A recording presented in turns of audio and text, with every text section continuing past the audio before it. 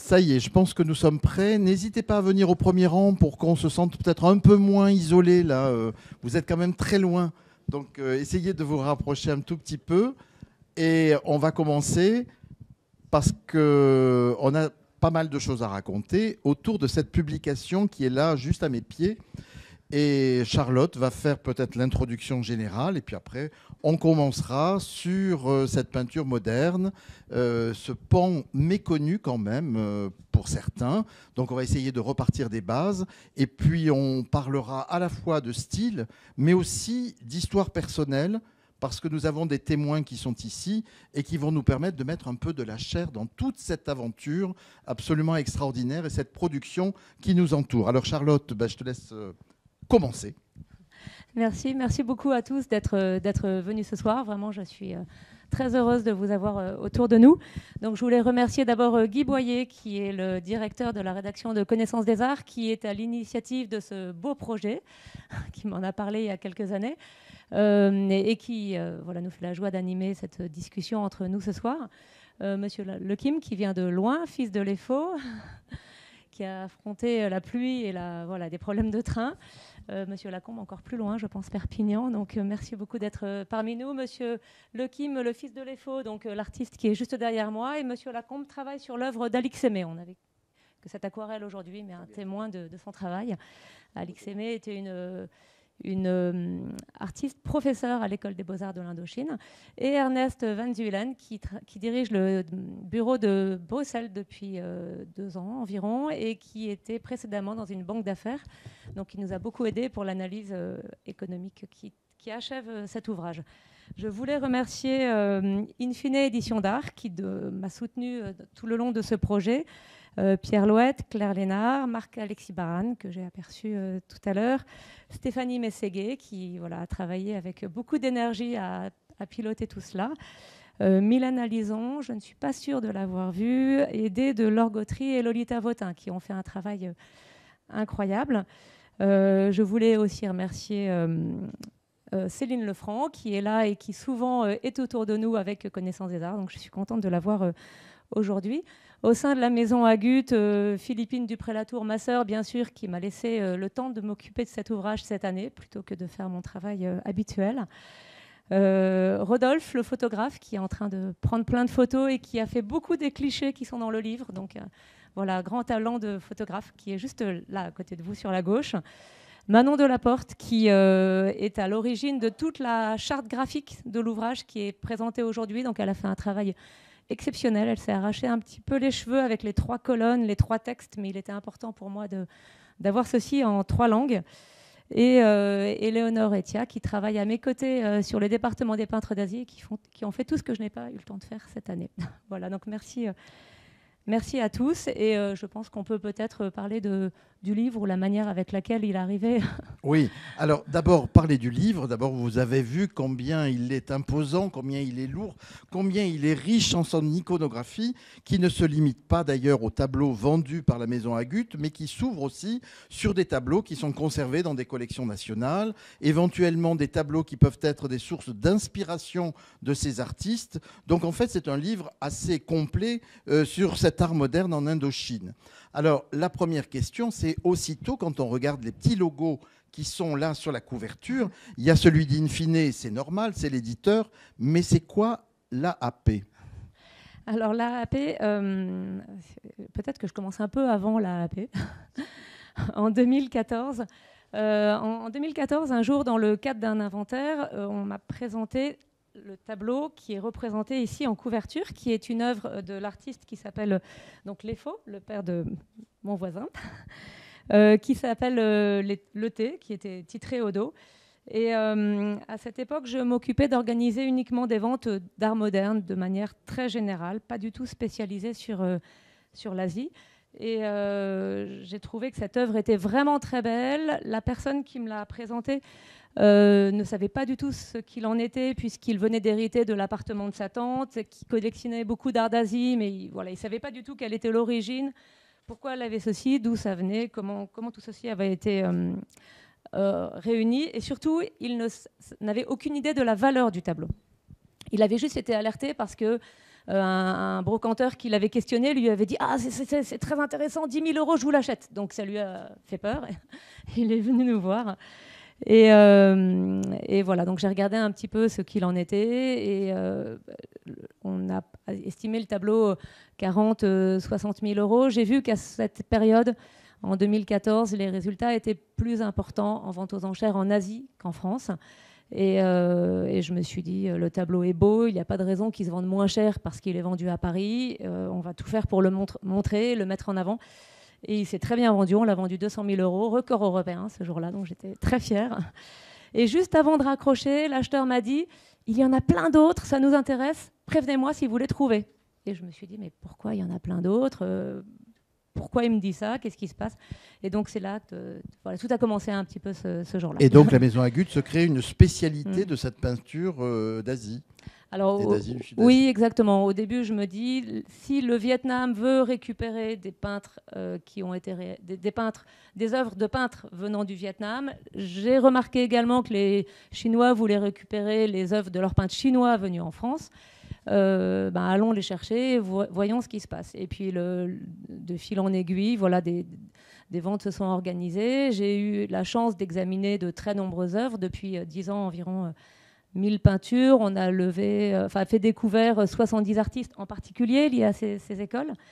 Et j'ai pris en main, examiné, étudié l'histoire, étudié les archives de tous ces peintres, les uns après les autres.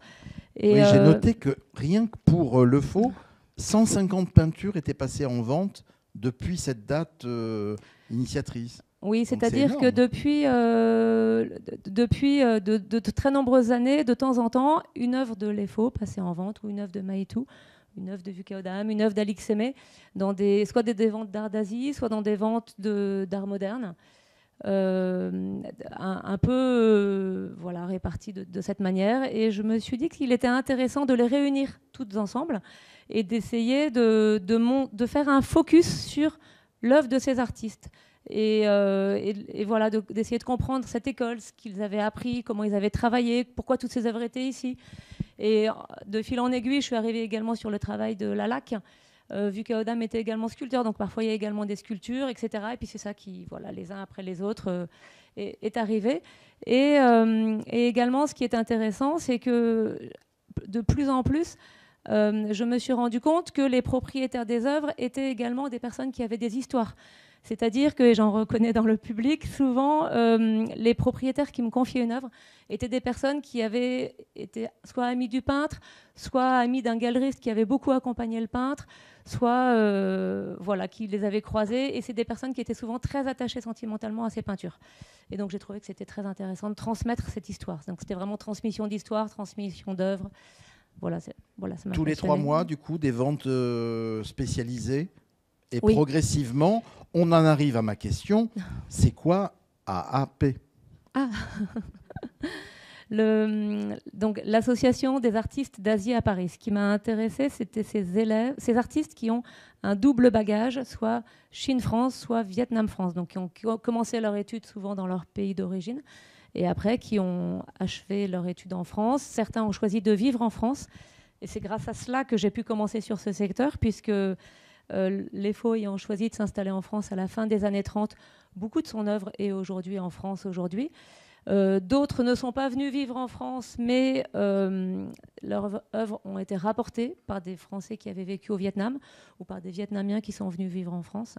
Et voilà, l'idée était d'essayer de mettre en lumière la partie vente est effectivement quelque chose qui m'a permis de travailler de cette manière. Donc c'était vraiment un moyen que j'ai utilisé. Et l'idée était de créer une récurrence. Donc très rapidement, je me suis dit que ce qui allait être intéressant, c'est d'organiser des longues expositions avant les ventes. Et donc avant chaque vente, plutôt que de faire une journée exposition, une journée vente, j'aime bien faire 2-3 semaines d'exposition. On laisse les tableaux au mur, on invite tout le monde à venir les voir, parce que quasiment tout repart en Asie en fait. Et vous parliez quand même dans le catalogue que 10 ans plus tard, on en est déjà à une période de revente. Vous revoyez des tableaux que vous avez vendus dès 2014. Alors aujourd'hui, le premier collectionneur qui a acheté ce tableau est le T Exactement. Ce collectionneur lui-même continue d'acheter, revend quasiment jamais. Et il est vraiment très intéressé par ses œuvres, etc. Les cotes ayant tellement évolué, ça c'est plutôt Ernest qui vous en parlera, mais les cotes ayant tellement évolué, il y a certains collectionneurs qui achètent également et quelques années plus tard revendent parce que, par exemple, il y a une œuvre de Vuka Odam qu'on avait passée en vente en 2013, donc c'était avant que je me mette vraiment sur ce secteur, j'en vendais déjà parfois, qui s'était vendue 40 000 € à l'époque et c'était vraiment un prix important. Elle est illustrée dans le livre. Elle vient de passer en vente il y a quelques mois et elle s'est vendue 600 000 ou 700 000 € x 20 en 10 ans. Donc c'est vraiment... les prix se sont tellement envolés que voilà. J'imagine que vous vous appuyez sur nos amis experts, puisque c'est les familles souvent qui sont experts de cette œuvre. Et vous dites une jolie phrase, un regard désireux n'étant que rarement lucide. Est-ce que ça veut dire qu'il y a déjà des faux ? Oui, pardon, il y a déjà... je ne voulais pas faire un jeu de mots avec vous, bien évidemment, mais des faux. Oui, c'est pour ça, mais excusez-moi. J'ai l'habitude. Même d'ailleurs, si vous regardez sur Internet, on va faire une toute petite... Vous voyez le faux et vous voyez la soupe. Donc, vous voyez, Mais donc, est-ce qu'il y a des problèmes d'authenticité, puisqu'on en est à cet aspect un peu général sur cette peinture moderne ? Oui, il commence à y avoir des problèmes. Alors, on a eu par exemple sur l'artiste Maïtou, il y a quelques années, on nous a présenté une peinture qui avait déjà été reproduite grâce à des affiches qui existaient. Et donc, l'original était dans une collection, l'affiche était reproduite et vendue, enfin, vraiment visible. Il y avait également des estampes de cette même œuvre qui existaient. Donc, un faux avait déjà été réalisé en 2000 ou 2002. Donc déjà, à l'époque, on avait quelques faux. Et aujourd'hui, les valeurs étant tellement importantes, bien évidemment, il y en a, mais c'est plutôt Monsieur Lequim qui est consulté. Alors oui, il y a des faux. J'en vois passer quand même assez rarement. Et c'est surtout, pas tellement en France, c'est surtout aux États-Unis qu'on voit des faux. Il y en a certainement en Asie, certainement au Vietnam. J'ai eu des gens qui m'ont dit « oui, j'ai un lait faux chez moi » et je n'ai même pas osé leur dire que ce n'en était pas un parce qu'ils auraient été complètement catastrophés, mais c'était évidemment un faux. Donc ça arrive quand même. Ça, on va en parler tout à l'heure en avançant dans la conversation sur les catalogues raisonnés, sur les archives, qui a les archives et comment on peut travailler. Mais revenons peut-être au début. Cet art moderne en Indochine, il n'est pas de rien. On va vous raconter un tout petit peu cette grande aventure artistique en partant non pas du tout début, même s'il est évoqué dans l'ouvrage, sur l'arrivée des missionnaires catholiques français en Indochine au XVIIe. On ne va pas parler non plus de 1887, j'ai pris des notes, et de la constitution de l'Union indochinoise française, mais on va attaquer directement avec cette création de ce qu'on a appelé l'école de Hanoï avec Victor Tardieu. Donc, si tu veux bien nous dresser un tout petit peu le pourquoi du comment de cette naissance de cette école là-bas sur place. Avec grand plaisir. Donc, au début du XXe siècle, Victor Tardieu est un peintre qui a fait l'école des Beaux-Arts de Lyon, l'école des Beaux-Arts de Paris. Il gagne le prix d'Indochine, il a environ 50 ans et il arrive à Hanoï. Alors, pardon, je te coupe immédiatement parce qu'il faut expliquer ce que c'est que ce prix d'Indochine qui était une bourse pour les artistes français qui leur permettait de se rendre en Indochine et de travailler sur place, là-bas. Exactement. Donc, l'Indochine est à l'époque une colonie et le salon des artistes français les envoie là-bas, leur donne pour mission, paye le voyage et paye tous les voyages sur place, aller, retour et tous les voyages sur place, et leur donne pour mission pendant 1 an au départ de voyager, de peindre. Et lui arrive là-bas et assez rapidement, le gouverneur général lui demande de faire une grande fresque pour orner le mur de l'amphithéâtre de Hanoï qui est en train d'être construite. Donc, de l'université. De l'université, exactement. Merci beaucoup. Il commence cette grande fresque et le travail lui prend beaucoup plus que l'année prévue. Et puisqu'il a une bonne connaissance de l'école des Beaux-Arts, enfin, il a 50 ans, il a une certaine notoriété, le gouverneur général lui demande de faire un rapport sur la situation des écoles d'art en Indochine. Et donc, il étudie de quelle manière les artisans aujourd'hui travaillent, de quelle manière les peintres travaillent, de quelle manière ils sont formés. Et il met en évidence le fait qu'il faut vraiment faire quelque chose parce que les élèves, les artistes ont perdu tous leurs repères, n'ont plus les bons enseignements, n'ont plus les bonnes formations et plus rien ne va. Voilà, c'est un petit peu la synthèse de son analyse. Et il dit il faut créer une école des beaux-arts à Hanoï, il faut qu'elle soit créée de la même manière qu'existe aujourd'hui l'école des beaux-arts à Paris, il faut que les élèves aient exactement le même enseignement qu'il y a à Paris. En plus, il faut qu'ils reçoivent un enseignement d'art très traditionnel oriental. Et une fois qu'ils auront reçu l'enseignement traditionnel très classique, plus la partie orientale, à ce moment-là, ils feront eux-mêmes leur genèse et ils réussiront à créer un renouveau de l'art moderne au Vietnam. Et ça, c'est en 1924, donc il y a pile poil 100 ans. Donc c'est l'année prochaine qu'on va pouvoir fêter cette création de l'école d'Indochine, non, de l'Indochine d'ailleurs, école des beaux-arts de l'Indochine, qui était quand même très centrée aussi dans l'idée de revivifier la peinture. Oui. Et mais en parallèle, les arts décoratifs. Et également tout ce qui est artisanat. Voilà, et l'artisanat. Et on en parlait tout à l'heure, et on va y revenir, peut-être avec monsieur s'il veut bien, puisque en fait, il y a eu 2 directeurs successifs. D'abord Victor Tardieu, puis Évariste Jonchère, le grand sculpteur art déco, et que lui, dans ce deuxième temps, va vouloir développer absolument les arts décoratifs. Et on en parlait tout à l'heure, effectivement, qu'il y a un petit hiatus, une petite critique qui a été émise à ce moment-là. Alors, je n'ai pas tous les détails, mais en fait, oui, il y a des gens qui ont été un peu déçus de ce retour, mais je ne suis pas sûr que ce soit seulement Évariste Jonchère qui ait décidé ça. C'est peut-être une décision ministérielle venant du ministère des Colonies en France. Mais je n'ai pas encore la certitude de ça. Je cherche, mais pour l'instant, je n'ai rien trouvé. Mais il y a quelque chose là qui est assez curieux. J'ai entendu des choses, mais comme je n'ai pas de précision, je préfère ne pas citer de nom ni donner de date parce que voilà. Okay. Mais donc il ne faut pas oublier cette double casquette, enfin cette double orientation qui est quand même intéressante parce que cette école, c'est d'abord une école de peinture, mais il y avait aussi en parallèle donc tout ce travail d'artisanat. Mais il y avait un énorme travail de formation sur l'architecture, sur les meubles, etc. Et donc, dont mon père a bénéficié, parce que j'ai des dessins dans les archives de mon père, de meubles, j'ai des relevés d'architecture très précis avec les dimensions, etc. Donc ils allaient voir des monuments, ils faisaient des croquis avec des notes, etc. Et ce n'était pas juste des croquis enlevés, c'était des rendus à la règle, avec du papier millimétré. Enfin, c'était très précis.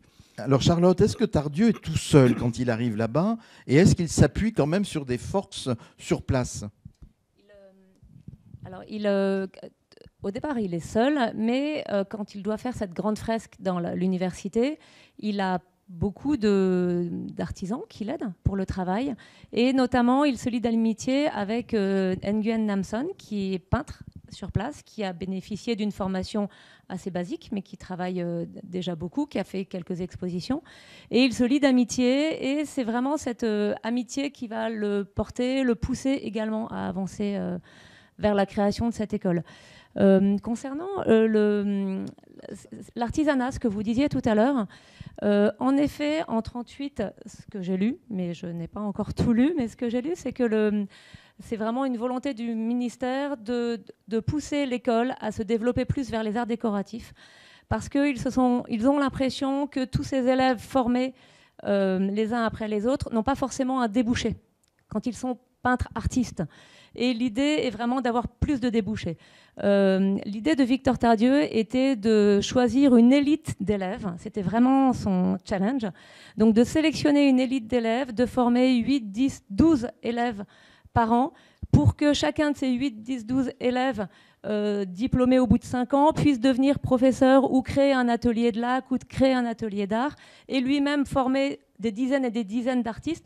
Et Victor Tardieu disait, en 20 ans, l'art et l'artisanat total du Vietnam sera totalement régénéré parce qu'ils vont s'aimer comme ça. C'était vraiment ça l'idée. Et puis, donc la première génération sort en 30, 31, 32. Les Faux est professeur, Maïtou est professeur. Les uns après les autres, ils sont professeurs. Puis à un moment, il y a une petite saturation, peut-être.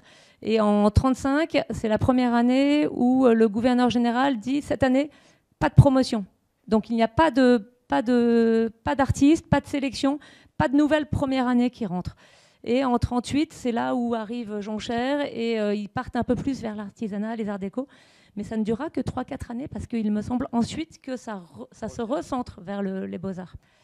Voilà, donc c'est intéressant d'avoir vu cette... Ce qui est intéressant aussi, et vous l'expliquez très bien dans l'ouvrage, c'est qu'en 1926, il y a une modification de ce prix d'Indochine dont on parlait tout à l'heure. Le prix d'Indochine, lorsqu'il est créé au départ, c'est donc pour des Français qui sont envoyés là-bas, mais à partir de 26, ça va être des gens qui vont être incités à rester sur place et à enseigner à l'école des beaux-arts, ce que le prix d'Indochine n'était pas au départ.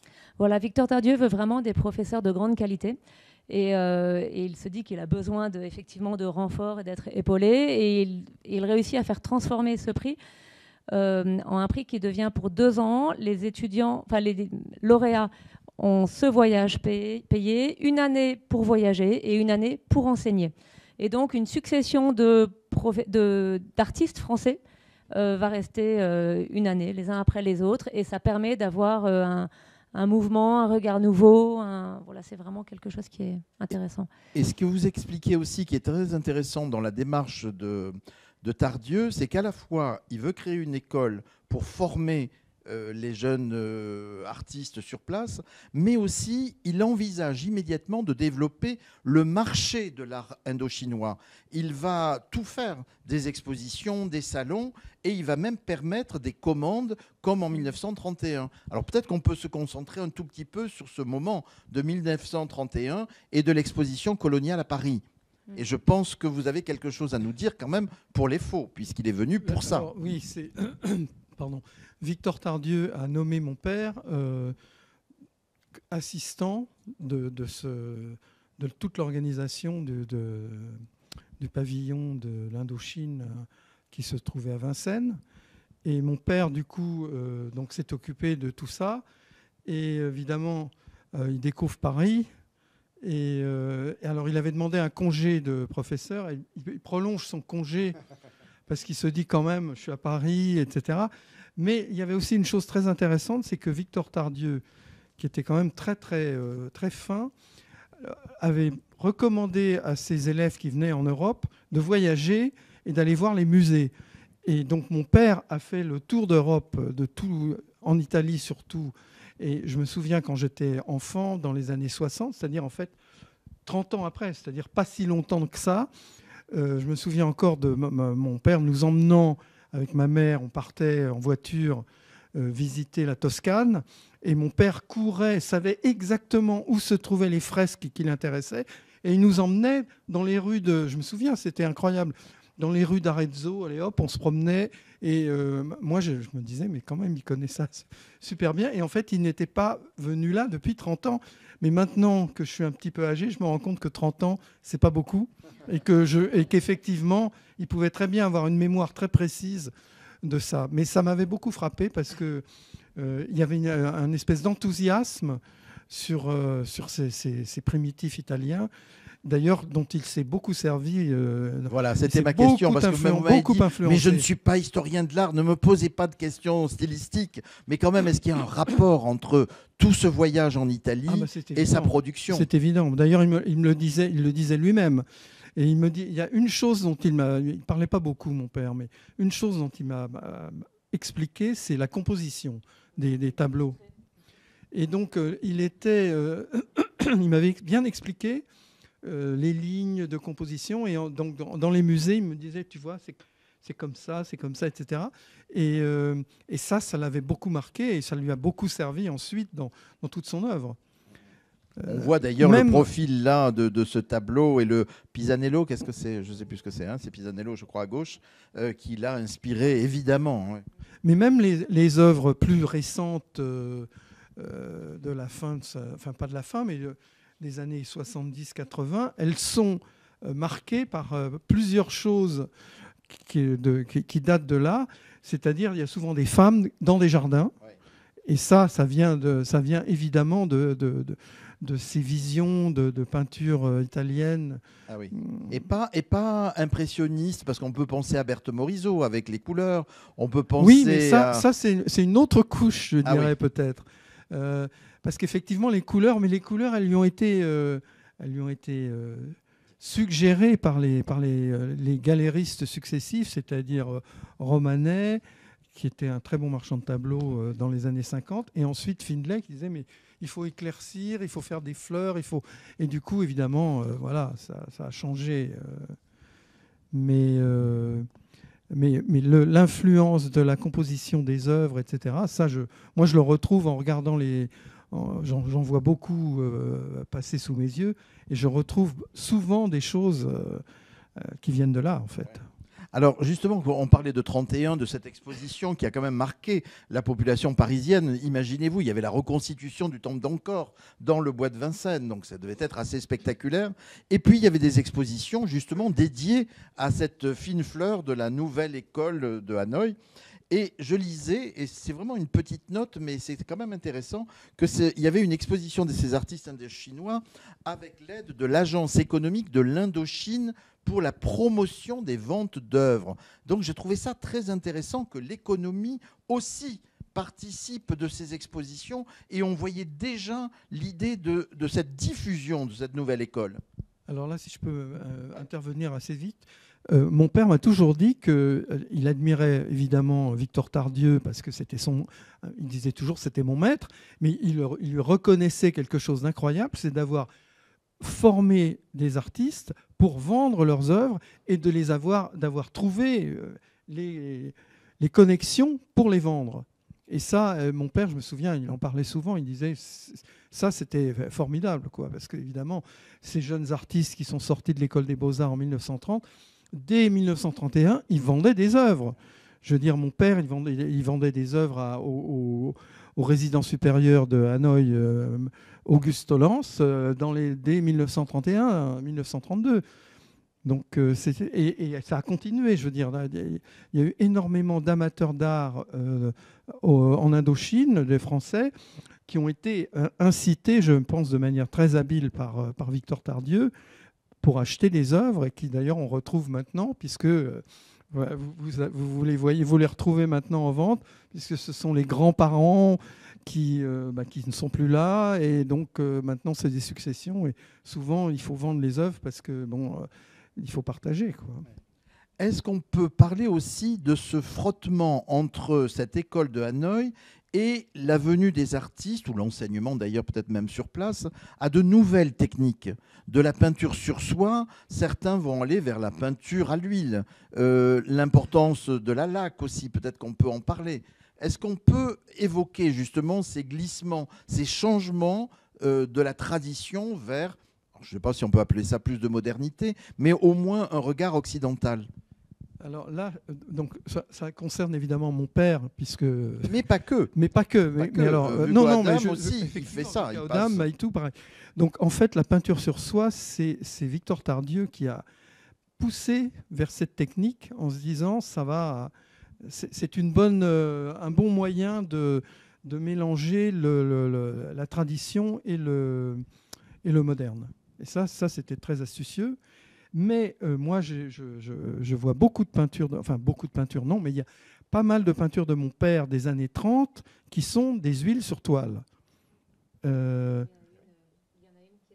Voilà. Et puis, il y en a plusieurs qui circulent, et moi, j'en ai quelques-unes. Et ce sont évidemment, c'est un petit peu des ovnis, entre guillemets, parce que les gens sont habitués aux peintures sur soie, mais il y avait toute une série de peintures expérimentales, parce qu'il y a des paysages, il y a des tas de choses très intéressantes. Et ça, c'est des huiles sur toile qui datent de la sortie de l'école des beaux-arts. Et donc après, il est revenu à une technique plus traditionnelle ?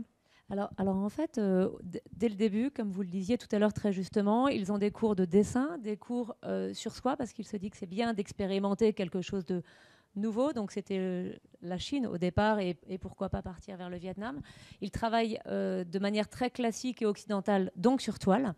Et ils commencent à travailler un peu l'art de la laque. Ils travaillent la sculpture, l'architecture. Il y a vraiment plein de cours, c'est très très complet.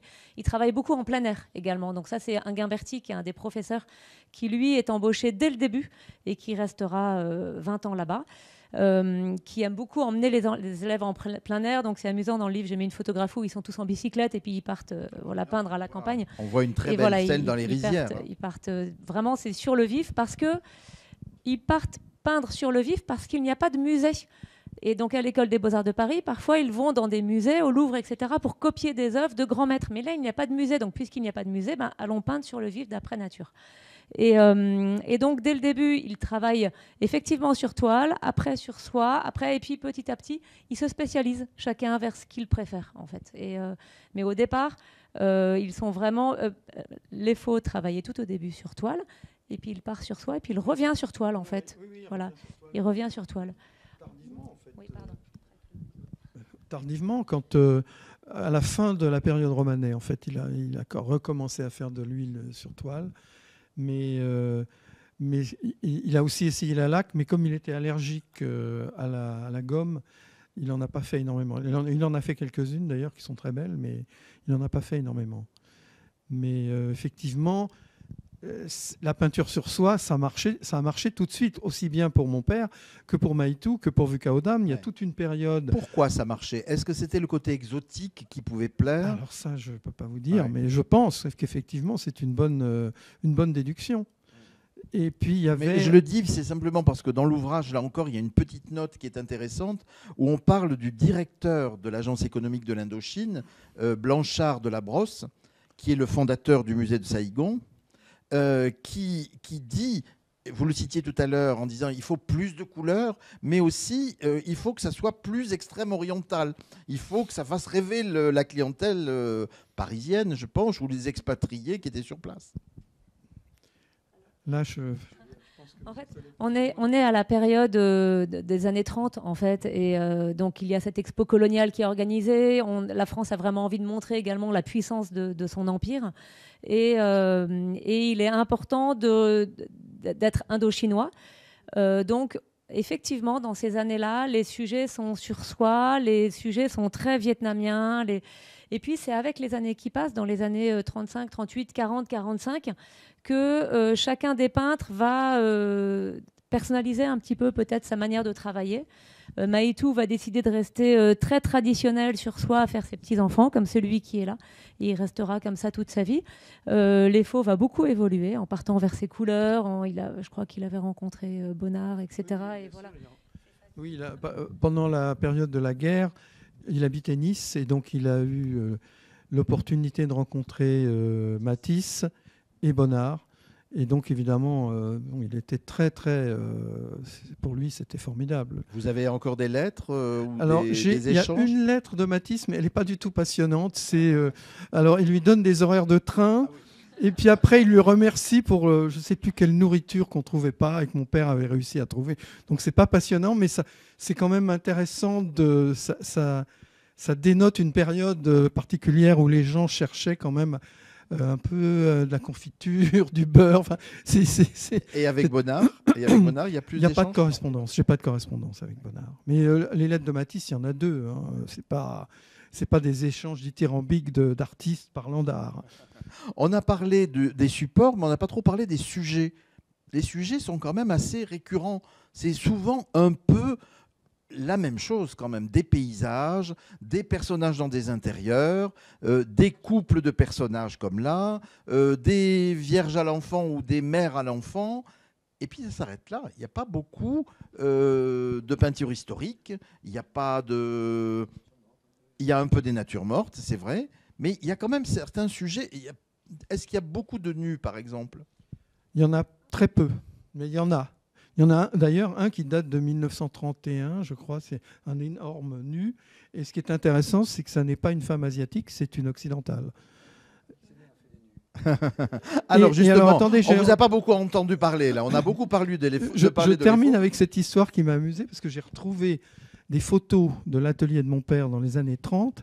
Et il y a une photo d'une femme qui a exactement la même pose que cette peinture allongée, c'est-à-dire les mains qui cachent ses seins, mais elle est debout. Et alors la photo est prise en plongée, c'est très intéressant parce qu'on voit l'atelier, on voit que c'est l'atelier de mon père parce qu'il y a des petits croquis de tableaux qu'on a déjà vus. On ne voit pas le peintre, on voit juste ses pieds et le bas de son pantalon, mais la femme nue, elle est occidentale aussi.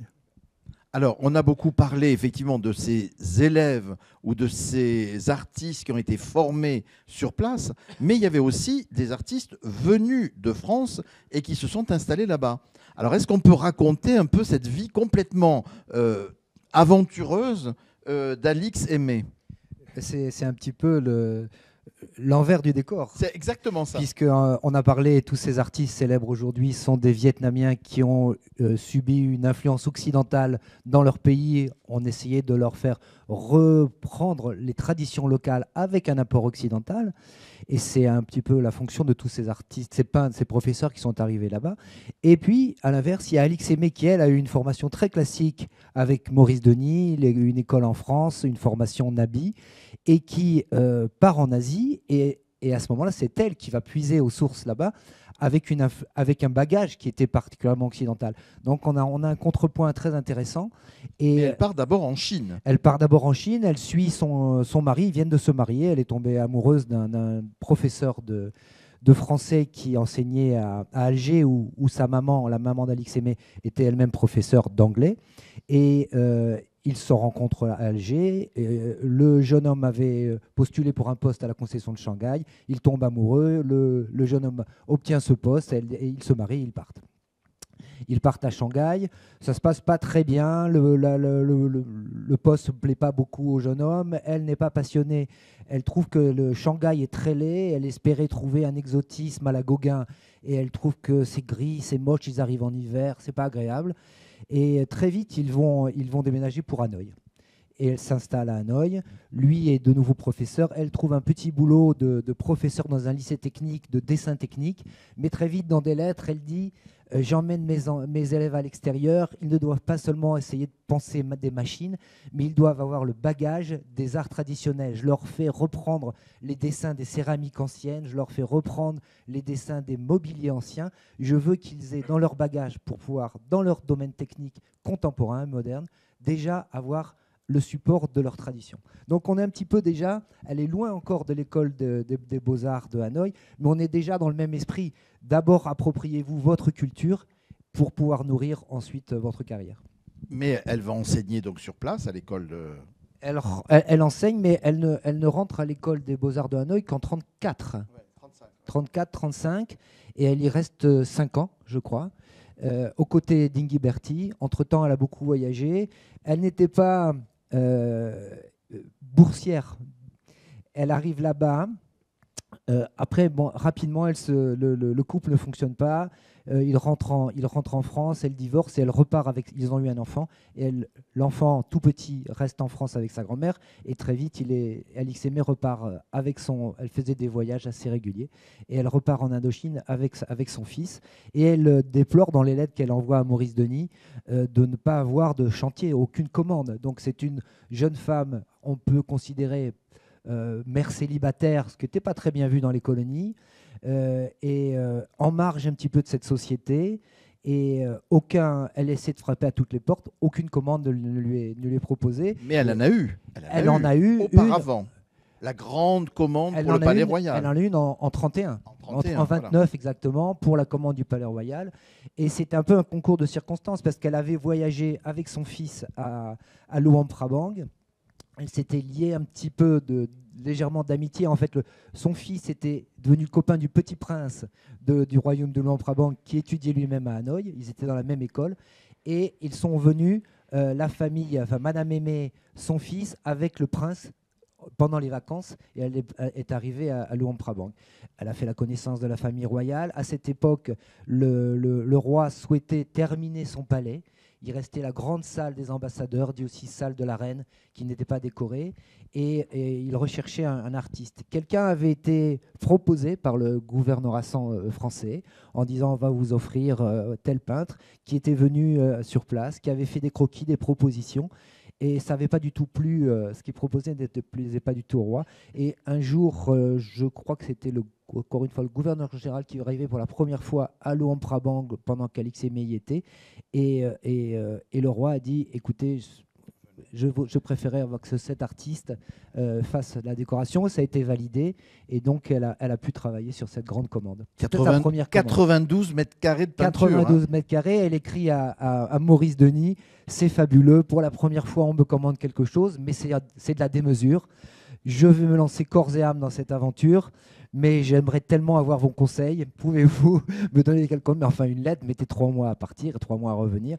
Donc elle se lance dans cette aventure. Et parallèlement, on lui avait commandé des peintures représentant les différentes ethnies peuplant le Laos. Pour l'expo coloniale. Pour l'exposition coloniale, où elle a envoyé 44 tableaux, je crois. Donc, elle travaillait au palais de Luang Prabang et en même temps, soit elle faisait poser des gens qui venaient pour ce grand marché, des tribus qui descendaient lors du marché, et aussi elle a beaucoup voyagé, énormément voyagé dans tout le Laos pour aller faire presque des peintures ethnographiques ou anthropologiques, je ne sais pas, des populations qui ont été envoyés tous à Paris. Est-ce que les faux parlent justement de cette expo coloniale, les conditions de travail? Est-ce que tous les artistes étaient ensemble? Est-ce qu'il y a eu... Puisque lui, il reste après à Paris. Oui. Alors, j'aimerais bien en savoir plus. Non, je ne peux pas vous renseigner là-dessus. Je pourrais certainement, quand j'aurai un peu fouillé plus, mais là, je ne peux pas vous dire. Je pense que il y avait un noyau d'artistes qui était là. Vukaodam était déjà là. Hein, il s'est installé en France en 1931. Je pense qu'il y avait un noyau d'artistes qui était là. Et après, bon, il y a eu quand même tout un travail d'organisation pour cette exposition. Puis après, il a commencé à voyager, à voir un peu ce qui se passait à Paris. Et puis peut-être vivre la vie parisienne à Montparnasse, par exemple. Qui devait être quand même assez amusante à cette époque pour les artistes. Bien sûr, oui, il y avait aussi bien les modèles que des artistes comme Fujita ou les autres. Oui, c'est ça. Avant d'en arriver au marché lui-même donc de cette peinture, est-ce qu'on peut raconter rapidement la fin de cette aventure de l'école de Hanoï ou de cette peinture moderne liée à Victor Tardieu puis Évariste Joncher? Alors, pour l'exposition coloniale, juste avant, Victor Tardieu a envie de montrer ce que sait faire l'école des beaux-arts de l'Indochine dans sa globalité. Et donc, ils vont orner tout l'intérieur du palais d'Angkor. Ils vont faire des grilles. Enfin, j'ai une photo là qui est assez intéressante où on voit ils font des grilles en fer forgé. Ils vont faire des meubles, effectivement. Des grandes fresques murales, des nappes en dentelle qui sont dessinées par certains des artistes et puis brodées dans des ateliers de denteliers. Des peintures, des sculptures, des vases. Il y a un salon de la laque. Il y a vraiment l'ensemble du palais d'Angkor qui est reconstitué à la dimension exacte de celui qui est à Angkor, mais qui est reconstitué dans le parc de Vincennes, est entièrement meublé et décoré à l'intérieur par les élèves de l'école des Beaux-Arts. Donc c'est assez, je crois, incroyable. Beaucoup de choses et de décors vont être malheureusement détruites après, et certaines sont vendues soit très rapidement, soit grâce à cette agence de l'Agendo dont vous aviez parlé tout à l'heure.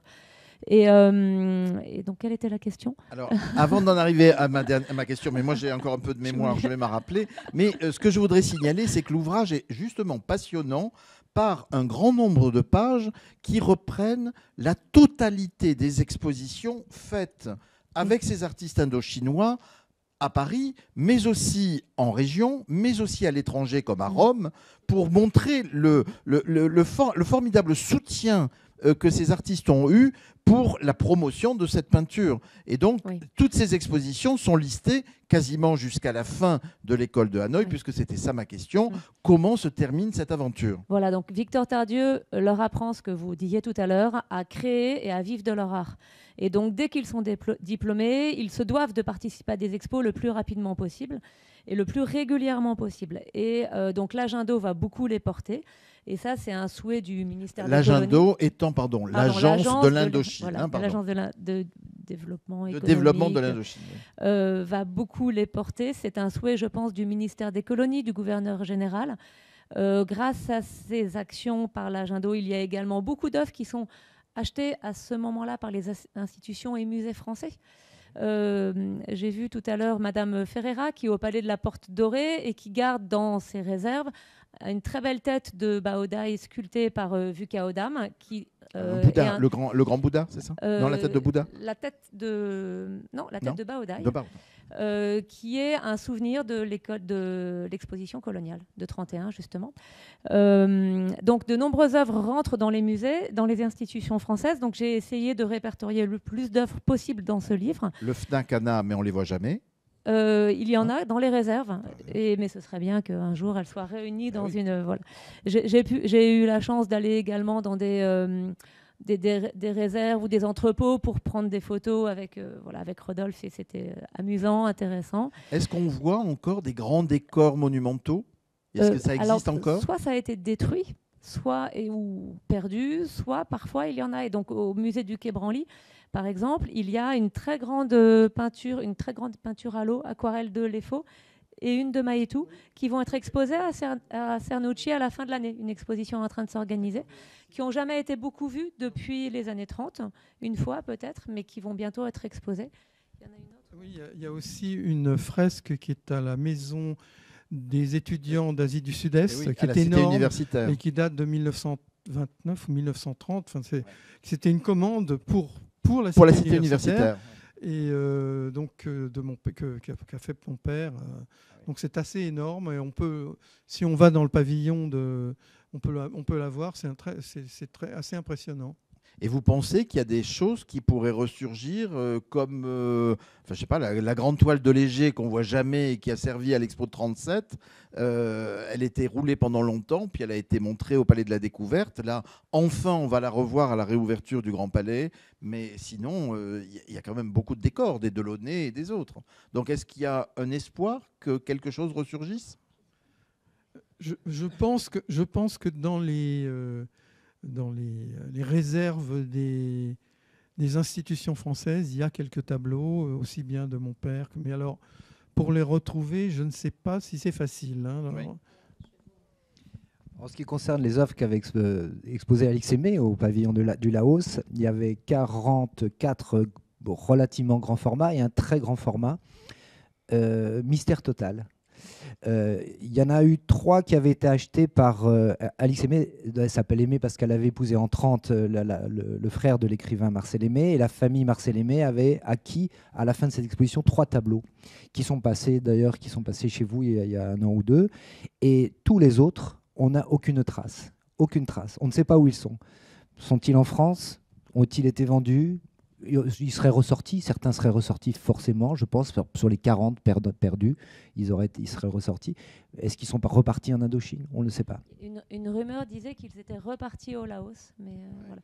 Alors, je voulais vous montrer parce que c'est assez amusant. J'ai lu dans le cadre de toutes mes recherches, j'avais lu un article de journal qui disait en 1937, lors de l'exposition universelle en 1937. La ville de Paris achète une peinture de Tran Binh Loc. C'est tout. Donc je lis ça dans un journal et je me dis mais où est cette peinture? Donc je cherche partout sur les bases de données, partout, je trouve nulle part. Et là je félicite votre iconographe Lolita Votin parce que je lui ai dit il faudrait trouver cette peinture de Tran Binh Loc qui est quelque part. Et un jour elle m'appelle, elle me dit j'ai trouvé.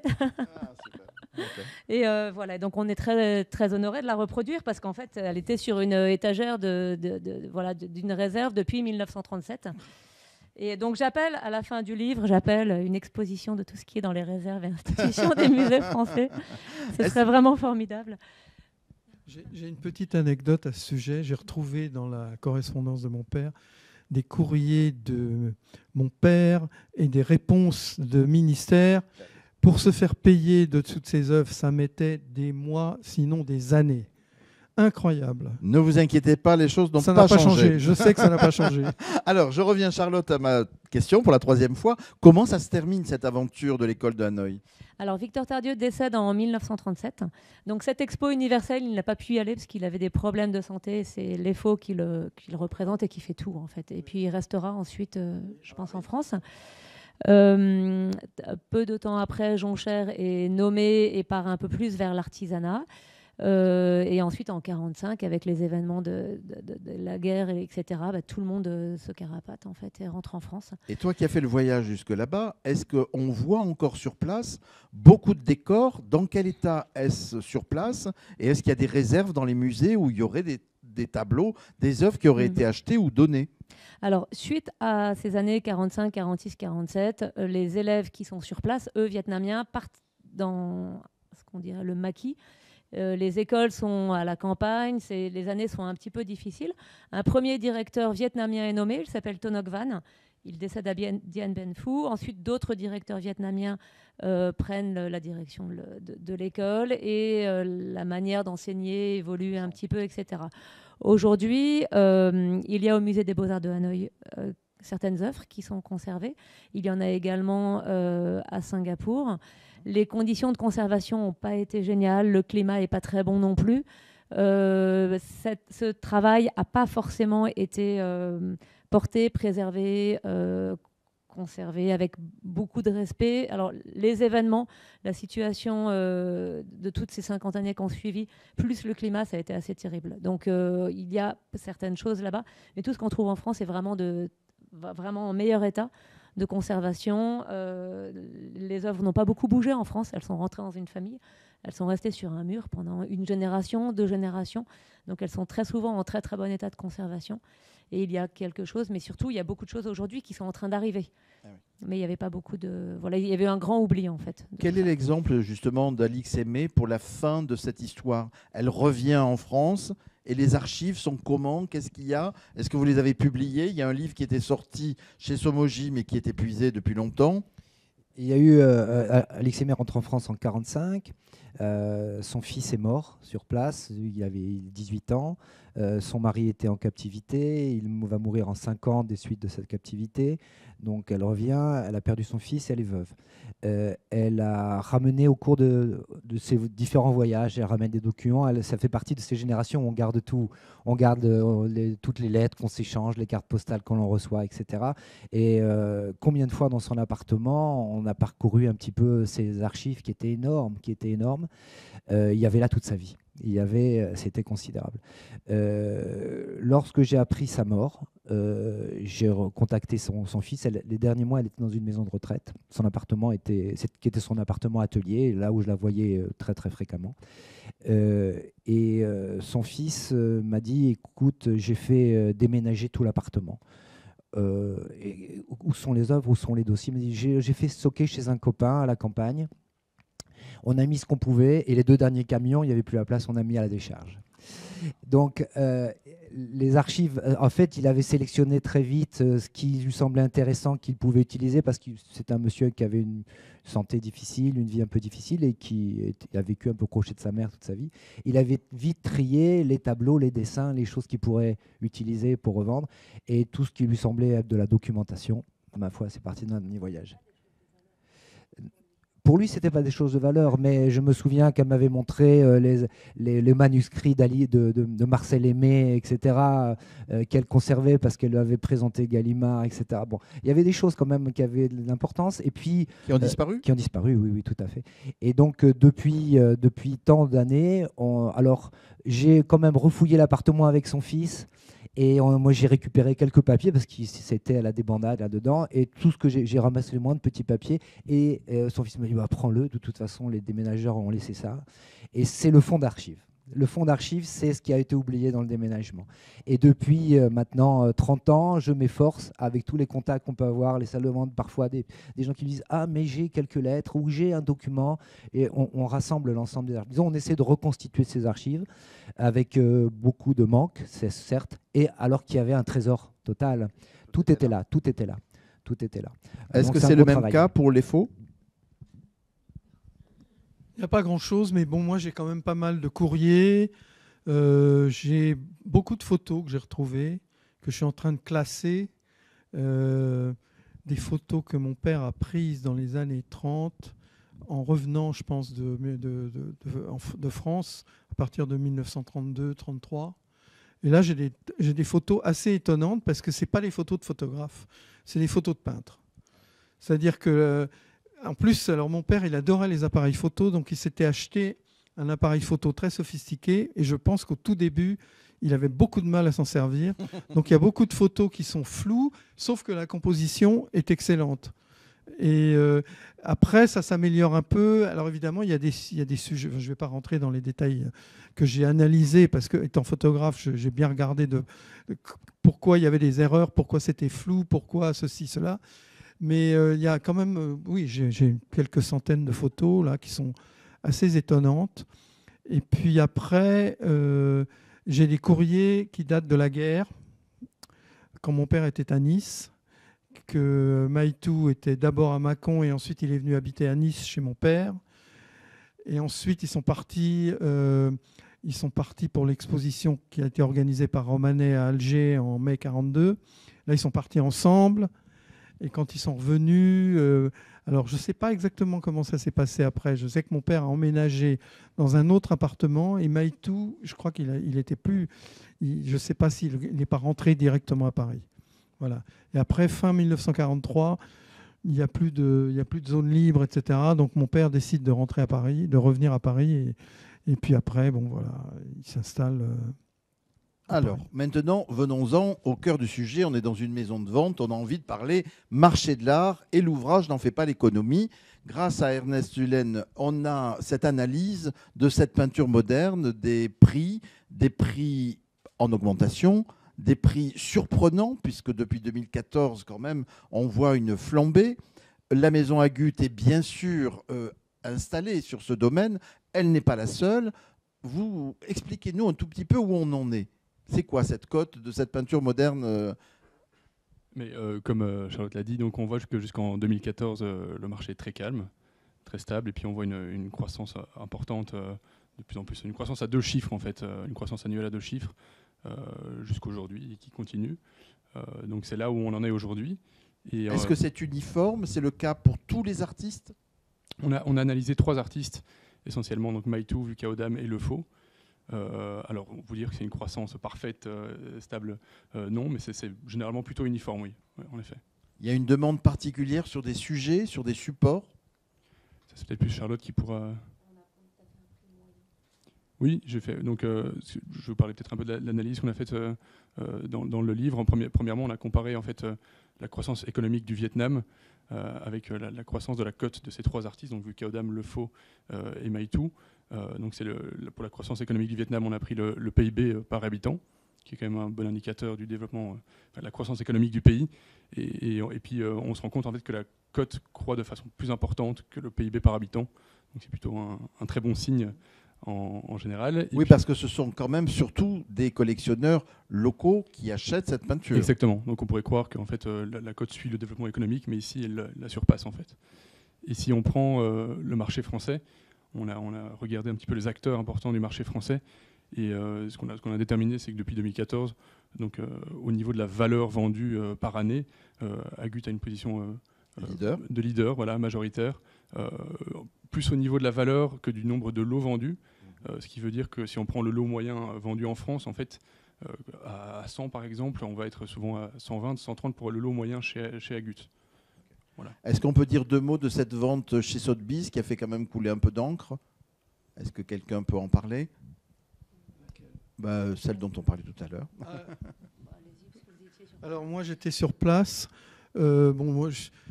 Oui, ça s'est très bien passé cette vente parce qu'il n'y avait pas énormément de lots, il y avait 16 lots. Et je crois que le tout a fait 3 700 000 et quelques, pas au marteau, hein, le total. Oui, mais non, ce qui était intéressant, mais ça c'est plutôt anecdotique, c'est que le fils de Bullock, donc Bullock était un très très grand ami de mon père, il se voyait tout le temps, etc. Et donc le fils de Bullock a 12 ans de moins que moi, donc je ne l'avais jamais vu quand j'étais enfant. J'en avais entendu parler par son père, qui parlait de son fils. Mais moi, j'avais 18 ans et le fils avait 8 ans, enfin, même moins. Donc, vous voyez, on ne s'intéresse pas. Et puis, tout d'un coup, ils me disent « Ah, mais... ils disent à Jean-François Nguyen « Ah, mais nous connaissons le fils de Lefaux. » Ah bon Et donc, moi aussi, j'étais très intéressé. Donc, on s'est rencontrés et on a évoqué des souvenirs, presque familiaux, parce que mes parents avaient les mêmes amis que Bouloc et l'été, tout le monde se voyait. Enfin, c'était voilà. Parler du marché lui-même, je pourrais pas. C'est pas mon hormis mon rôle. Agut, Sotheby's qu'on vient de citer, Arcurial peut-être s'intéresse aussi à ce secteur. Alors juste pour finir sur Bouloc, ce qui était intéressant, c'est qu'il y avait des fauteuils, ce qui est assez rare. Ah oui. Il y avait de l'art décoratif. Alors voilà, il y avait des fauteuils et ils ne savaient pas d'où venaient ces fauteuils. Et moi, je leur ai dit, on a fait un déjeuner et j'ai dit, mais c'est mon père qui les a dessinés. Et alors, j'avais avancé ça très vite parce que j'avais un souvenir d'enfance de ça. Ensuite, quand je suis rentré, je me suis dit, j'espère que je ne me suis pas planté. Donc, j'ai vite regardé toutes les archives et là, j'ai vu des rendus de comment allait être l'appartement d'après les bibelots que mon père avait choisis avec Bouloc pour meubler l'appartement. Et j'ai vu des calques de tous les dessins des meubles. Donc, en fait, c'est mon père qui avait tout dessiné et fait faire par des artisans à Paris. Donc, alors là, ça les était encore plus étonnant, quoi, comme histoire. Et voilà. Donc, je repose ma question. Hormis Sotheby's et Agut, puis Sotheby's, quel est le troisième acteur en France? Et est-ce qu'il y a un marché international à l'étranger, je veux dire? Alors oui, il y a un marché international. On a analysé le top 25 des maisons de vente avec les données d'Artprice. En France, il n'y a pas vraiment de second acteur, je veux dire, sérieux, ça fluctue d'une année à l'autre, et on ne le retrouve pas vraiment dans le top 5. C'est plutôt, en fait, Hong Kong et Paris qui sont les deux grandes places. Et est-ce que ce sont les mêmes types d'œuvres qui se vendent et aux mêmes résultats financiers? L'analyse moyenne par œuvre, je dirais, on n'a pas fait l'analyse au niveau mondial, on a fait l'analyse au niveau du marché français. Et comme je disais, en fait, le lot moyen, en tout cas vendu pour Agut, est généralement supérieur au lot moyen français, enfin vendu en France, je veux dire. D'accord. Là, vous êtes en train de dire vendez chez Agut, quoi. Tu l'expliqueras mieux que moi, mais ensuite, on a fait l'analyse du top 5 mondial.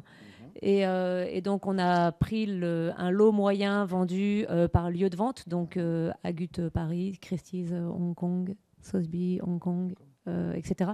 Et donc là, on a marqué le résultat annuel de 2000 à 2014, il ne se passe rien. Et de 2014-15 à 2022-23, là, les courbes montent et on a un peu montré qui était le leader mondial, numéro 2, numéro 3, etc. sur chacun des artistes. Voilà. Et puis à partir de 2014, ça fluctue en fait vraiment, comme je vous disais, avec Sotheby's et Christie's Hong Kong et Agut au niveau mondial. Et Charlotte, est-ce que tu peux nous dire sous le sceau du secret, mais personne ne le répétera, quelle est pas la courbe, mais comment dire, est-ce qu'il y a peu d'acteurs ou beaucoup d'acteurs disséminés et sont-ils sur place en fait? Acteurs de maisons de vente en fait, Non, d'acheteurs, pardon. Acheteurs de ces ventes, pardon. Alors, pour terminer sur le résultat mondial, moi j'étais très fière de réaliser qu'en fait on s'en sortait très bien. Parce qu'on entendait souvent dire c'est à Hong Kong que tout se passe. Et en fait, effectivement, si on prend Sotheby's, Christie's, Bonhams, tous ceux qui sont à Hong Kong, tous ensemble, ils sont tous ensemble plus forts que nous. Oui. Mais si on prend chacun individuellement, en fait, on est dans le top sans problème. Donc ça, c'était une grande fierté d'avoir réussi à monter en 10 ans de cette manière. Et concernant les acheteurs, ils ne sont pas très nombreux. Donc de 2014 à 2022, il était très intéressant d'accompagner les acheteurs qui s'étaient manifestés dès le début dans ce travail. C'était aussi un travail éducatif, c'est-à-dire qu'on a essayé à chaque fois de faire des catalogues qui expliquaient la vie des peintres, leur cheminement, la vie des œuvres, de transmettre vraiment toutes ces histoires. Et on a réussi à entraîner des acheteurs qui ont appris avec nous, en fait. Donc c'était passionnant. Et dans la vie, en permanence, il peut y avoir certains acheteurs qui doivent s'arrêter parce qu'ils en ont assez, ils n'ont plus d'argent, etc. Donc de nouveaux arrivent. Et là, on a vu en 2019 un nouveau flot d'acheteurs, entre guillemets, qui sont arrivés et qui se sont particulièrement intéressés à l'œuvre de Maïtou. qui avant n'étaient pas aussi en avance. Avant 2019, c'était plus les faux et Vukaodam qui étaient recherchés. Donc en 2019, certains acheteurs arrivent et se mettent plus sur Maetou. Et en 2022, Maetou est vraiment monté très très haut, a même dépassé très largement les faux, ce qui était voilà, pas du tout le cas avant.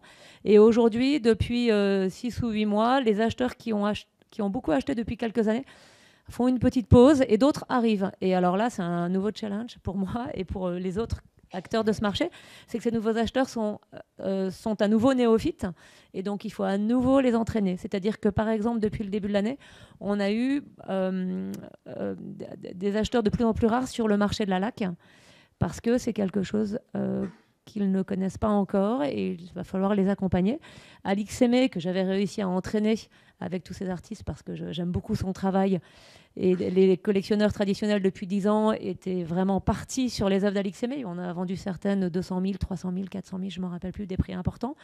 Cette année, les acheteurs qui se sont positionnés, qui n'étaient pas du tout actifs avant, qui ont quand même mis des très belles enchères, ne connaissent pas encore Alix Aimé, ont besoin qu'on leur réapprenne. Et, enfin, c'est très intéressant. Est-ce qu'il y a des cas d'achat ou de préemption Pas de musée, préemption. pardon, de musée. Hein, je veux dire, d'achat de musée.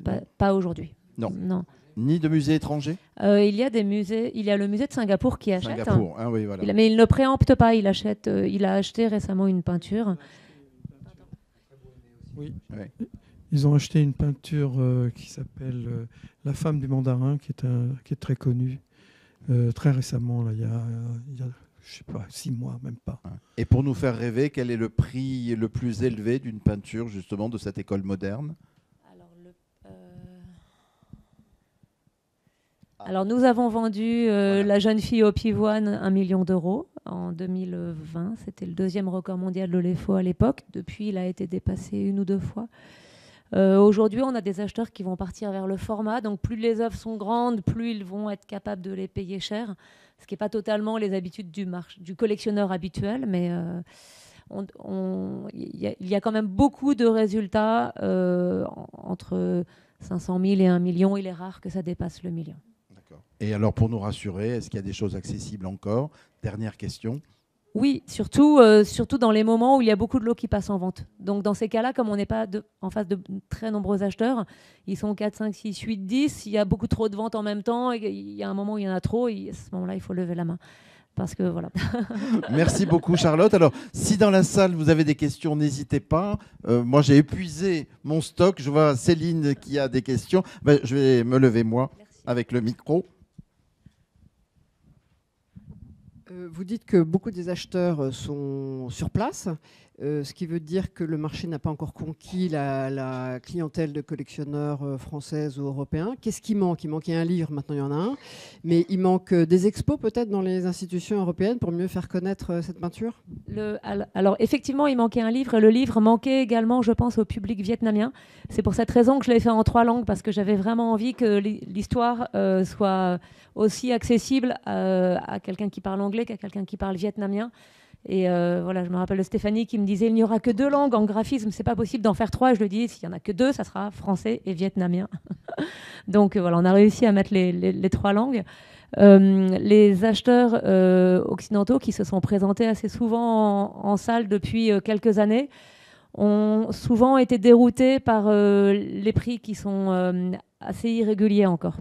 C'est-à-dire qu'ils voyaient une peinture estimée 30 ou 40 000 euros et on voyait par rapport à Artprice, au cotes, etc., que peut-être ça allait se vendre de 30, 40, 50. Et donc, ils se préparaient, ils venaient avec leur conseiller artistique, etc. Et puis, paf, ça se vendait 110 000. Et donc, voilà, il y a un peu d'irrégularité qui fait que ce n'est pas forcément facile à suivre encore pour un public plus occidental. Le public asiatique est très joueur. Et quand ils ont décidé d'acheter une œuvre, ils n'ont pas forcément de limite non plus. Donc, ils n'ont pas forcément la même manière que nous d'acheter. S'il paye, in fine. In fine. Oh oui, pardon, à la fin, pardon. S'il paye à la fin, parce que c'est connu quand même. Alors depuis, jusqu'à l'an dernier, nous n'avions aucun problème de paiement sur ce secteur du Vietnam. Et c'était vraiment très agréable parce qu'on travaillait avec sérieux, rigueur, etc. Et en finale, on avait des acheteurs qui payaient et les œuvres partaient. et tout allait bien, en fait. Contrairement aux Chinois qui, eux, Exact. malheureusement, laissent des ardoises. C'est Mais parce connu. qu'ils sont très nombreux aussi. Et là, on était sur quelques acheteurs très ciblés et ça se passait très très bien. Et en 2022, les prix sont montés de manière un peu démesurée et notamment à cause de quelques perturbateurs, pas beaucoup, 1, 2, 3, 4. Et en fait, il suffit qu'il y ait un perturbateur qui lève la main, qui ne s'arrête jamais. D'un seul coup, le tableau qui aurait dû se vendre 80 se vend 120. Donc tout le monde se dit ah, les cotes augmentent. Mais en fait, c'est un acheteur qui, en final, ne paye pas. Donc c'est ça qui a mis un peu le bazar 2022, fin 2022, début 2023. Et là, on a pris des mesures qui sont drastiques et qui contrarient le marché. Mais on essaie de... Voilà. Autre question? Vous parliez de nouveaux acheteurs récemment. De qui s'agit-il précisément? À nouveau des Vietnamiens. C'est-à-dire que ceux qui se sont positionnés depuis une dizaine d'années, vous aviez dit que c'était des sujets qui étaient souvent un petit peu répétitifs et je peux peut-être préciser la raison, mais peut-être que vous avez une autre analyse que la mienne. On m'a toujours dit qu'en Asie, c'est un petit peu comme la calligraphie, c'est-à-dire que les artistes font de manière inlassable le même geste des centaines de fois jusqu'à la perfection. Et donc, c'est un peu comme la calligraphie, etc. Et je crois qu'un peintre vietnamien va prendre beaucoup de plaisir à peindre une maternité et ce qu'il va importer est l'œuvre la plus harmonieuse finale. Et le sujet n'est pas forcément un sujet pour lui. Voilà, c'est vraiment la qualité d'exécution qui va être importante. Et donc, le défaut de cette petite chose, c'est que quand un acheteur achète depuis 10 ans, mais je me rappelle de cet acheteur qui avait acheté le thé, justement le premier. Il vient en France de temps en temps. Et en 2016-2017, il m'avait montré des photos de son intérieur et il m'avait dit « Regardez, c'est chez moi ». Puis il y avait, voilà. Et c'était partout un peu les mêmes tableaux. Et peut-être qu'ils arrivent à un moment à une sorte de point final. Et donc là, il y a des nouveaux acheteurs qui se positionnent. Ce qui est assez encourageant, c'est que ces nouveaux acheteurs, comme ils sont encore un peu néophytes tant qu'ils n'ont pas lu ce livre, ils vont être assurés par des sujets répétitifs. Et ça va permettre pour eux d'avoir, ils font des cotes comme ça, et c'est telle taille, tel nombre, il y a tant d'enfants, il y a telle dimension, et ils savent un peu mieux où aller, ça va les rassurer dans leurs investissements. Plus jeunes, ces nouveaux acheteurs, ils ont un profil particulier? Oui, c'est peut-être ceux qui achetaient il y a 10 ans avaient peut-être fait fortune en 2000, 2005, 2010. Et là, on est peut-être vers ceux qui viennent de réussir un peu plus récemment. Le Vietnam est vraiment un pays qui se développe et voilà. C'est une manière également de montrer une réussite au Vietnam. Donc, savez-vous s'il y a des perspectives de musée au Vietnam pour ces peintres dans le futur? Comme en Chine, il y a eu une espèce de floraison incroyable de musées dans toutes les grandes villes de Chine. Est-ce qu'au Vietnam, on a où le gouvernement ou des initiatives privées sont susceptibles d'ouvrir des musées pour cette école, justement? Alors, à Saigon, un collectionneur privé qui a beaucoup acheté, lui, jusqu'en 2000-2005, vient d'ouvrir un musée privé. Ça s'appelle la Villa Kang San. On y est allé l'an dernier. Il y a la famille Letilou qui a fait une donation au musée des Beaux-Arts d'Ho Chi Minh Ville. Et donc, avec toute une partie ça a d'ailleurs permis à l'œuvre de cet artiste de beaucoup monter. C'est effectivement une fierté des collectionneurs de pouvoir montrer. Certains préfèrent aussi rester totalement confidentiels. Par contre, je sais qu'il y a une très grande volonté par le public général de pouvoir voir plus d'œuvres. Donc, on y réfléchit aussi. Dernière question? Non? J'adjuge, comme on dit ici? Oui. Donc, pas de thé, mais du champagne. Merci encore pour ton accueil, pour votre accueil et pour tout ce travail. Et merci de vos réponses. Merci.